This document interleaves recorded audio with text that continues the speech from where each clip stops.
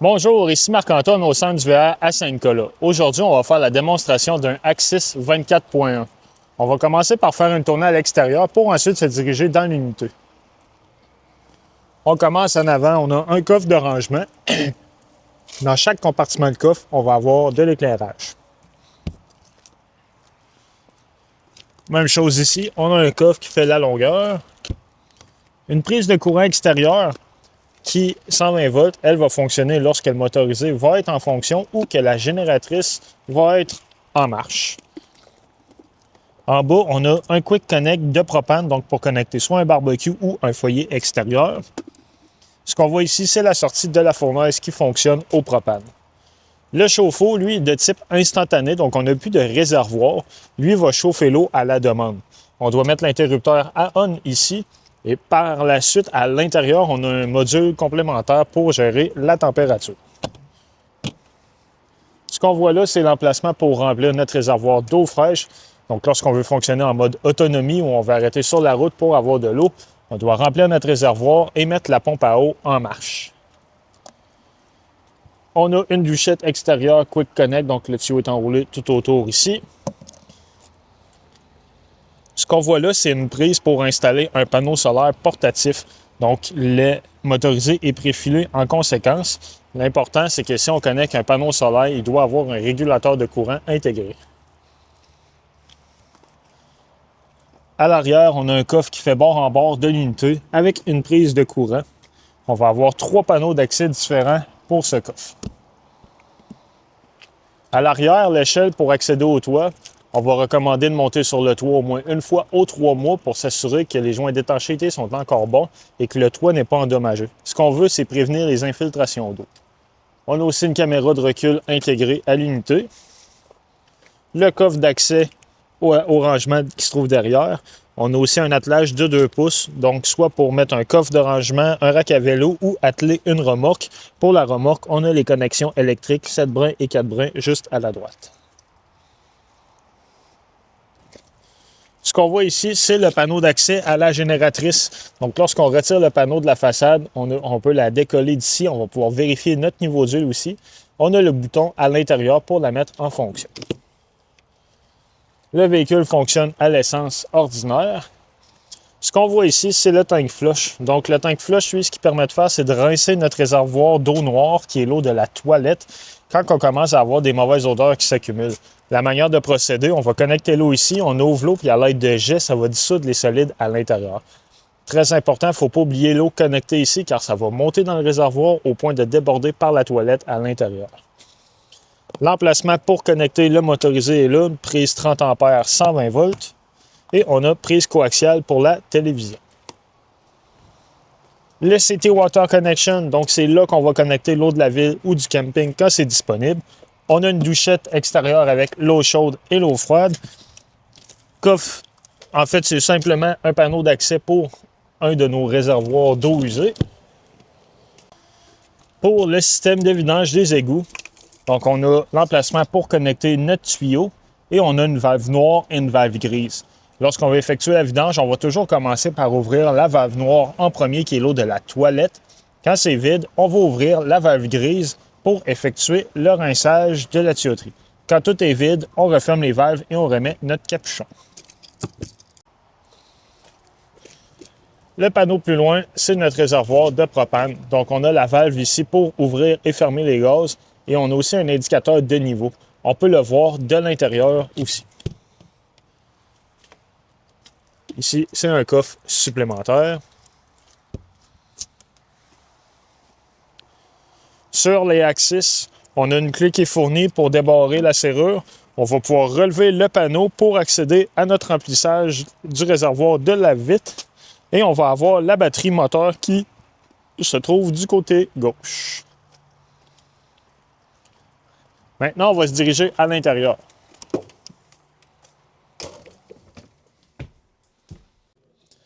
À l'intérieur, sur le mur de gauche, on va retrouver notre coupe-circuit principal juste ici. Lui, ce qu'il va faire, c'est qu'il va complètement couper notre courant 12 volts au besoin. Donc, lorsqu'on se sert du motorisé, on va le mettre à on. Et lorsqu'on va le remiser, on va le mettre à off pour complètement couper le courant. Sur le module principal, on va pouvoir contrôler l'entièreté de l'unité. Donc, on a plusieurs raccourcis lorsqu'on appuie sur la maison pour le système de climatisation, chauffage, l'éclairage, les moteurs pour les slide-out, les pattes, etc. Et nos raccourcis pour la gestion de l'eau et de la génératrice. Donc, lorsqu'on va sur la gestion de l'eau, on a notre interrupteur pour mettre la pompe à eau en fonction. Donc, lorsqu'on a rempli notre réservoir d'eau fraîche, on est autonome sur la route, on va mettre la pompe à eau en fonction pour avoir de l'eau dans notre robinetterie. On va recommander de l'éteindre quand on a fini de s'en servir. On a les tank heaters.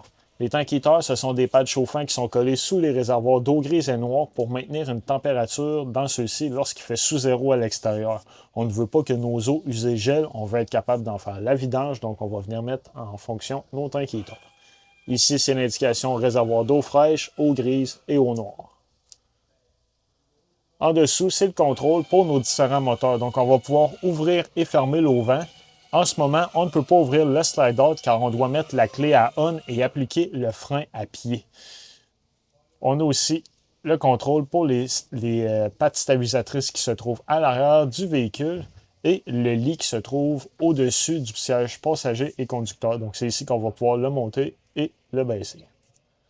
Pour la température, on va venir choisir le mode que l'on veut. Donc, si on le met en fonction, on peut le mettre à cool, on peut le mettre à cool automatique ou à fan et heat pour chauffer au propane. Après ça, on peut monter et baisser la température. On a aussi les puissances de fan différentes au besoin. Pour l'éclairage, donc, on a ici tout l'éclairage de l'unité. Il y en a certaines qu'on peut modifier l'intensité. L'éclairage pour les coffres qui se trouvent à l'extérieur là, pour l'auvent et pour les marches. On a un système possible, en fait, l'option est là pour connecter les capteurs TPMS pour voir nos pressions de pneus directement sur l'écran. Pour le système électronique, en fait, et la gestion électrique, on va voir ici, lorsqu'on est sur l'éclair, nos batteries. Donc, on a la batterie maison et la batterie châssis. On a aussi notre niveau de propane. On peut mettre la génératrice en fonction. Donc, la manière de procéder, on va maintenir le bouton stop quelques secondes et ensuite start pour la décoller. On peut décoller d'ici le ventilateur de la cuisine et de la salle de bain. Et lorsqu'on va dans les réglages, on peut connecter notre téléphone Bluetooth. On a une application, en fait, qu'on peut télécharger pour avoir le même type de contrôle. On va pouvoir changer l'heure, la date et quelques facettes, en fait, de la luminosité et du programme qui est à l'intérieur du module. Dans la cuisine, on a l'évier avec l'eau chaude et l'eau froide. On a la cuisinière ici qui fonctionne au propane. Donc, elle, lorsqu'on veut la mettre en fonction, on tourne les gaz et on appuie pour effectuer l'ouverture. En dessous, c'est un micro-ondes conventionnel comme on a à la maison qui fonctionne sur le 120 volts. On a le réfrigérateur, lui fonctionne sur le 12 volts. Donc, on a la partie pour modifier l'intensité et le congélateur qui se trouve en haut. Le panneau de breaker, lui, on va avoir la partie qui gère le 120 volts avec les breakers et le 12 volts avec les fusibles. Quand il y en a une qui va être défectueuse, il y a une lumière rouge qui va s'allumer à côté de celle-ci. Ce qu'on voit là au sol, c'est notre détecteur de monoxyde de carbone. Dans la partie arrière, on a deux lits de chaque côté, mais on a la possibilité de lier les deux. Donc, ce qu'on va utiliser, c'est l'appui qui vient entre les deux qu'on peut installer à notre guise. Il y a une partie qui est dure. On va simplement utiliser cette partie à l'envers pour venir l'appuyer dans le milieu comme ici. Donc, à ce moment-là, on va avoir un lit plein à l'arrière. La télévision, elle fonctionne avec une antenne qui est sur le toit. Donc, lorsqu'on veut capter les postes digitaux disponibles, on doit aller dans les paramètres, effectuer un channel scan. L'antenne va détecter s'il y a des postes de disponibles dans l'environnement. Un exemple, au centre du VR, on va capter 3 à 4 postes différents. Cette étape-là est à refaire dès qu'on va se déplacer avec le motorisé et ce pour chaque télévision au besoin. On a un contrôleur ici, donc on peut ouvrir et fermer les lumières. On peut arrêter et décoller la génératrice, fermer complètement les lumières ou les ouvrir complètement. On a un interrupteur pour d'éclairage d'appoint. Et ce qu'on voit ici, c'est un capteur de température pour le système de chauffage et de climatisation. Lorsqu'on ouvre les panneaux, on a une salle de bain en fait. On a l'évier ici avec une prise de courant 120 volts et un reset intégré. Donc si on n'a pas de prise dans nos courants 120 volts, un des premiers endroits à venir voir, c'est s'assurer que le bouton ici est bien enclenché. On a les interrupteurs pour l'éclairage et la ventilation qui se trouve au plafond. La douche conventionnelle avec l'eau chaude et l'eau froide. Et on a une toilette qui fonctionne au pied pour flusher. La partie ici, on a plaque induction pour chargeur intelligent avec prise USB intégrée. On a un fauteuil aussi qui se convertit en divan-lit. Donc lui, lorsque le slide-out est ouvert, on va simplement l'étirer pour le déployer. Et on a les tables d'appoint qu'on peut retirer au besoin. Celles-ci sont simplement rentrées à l'intérieur. Sur l'avant, on voit le lit qui est monté en ce moment en haut. Donc pour l'abaisser, on va simplement utiliser l'interrupteur sur le contrôleur. Quand on se déplace en avant, on va avoir un interrupteur supplémentaire pour mettre la génératrice en fonction lorsqu'on circule sur la route. Cab light, ce sont les lumières qu'on a au-dessus de notre tête. Et le night shade, en fait, c'est le rideau qui se trouve sur l'avant qu'on va pouvoir baisser pour le soir.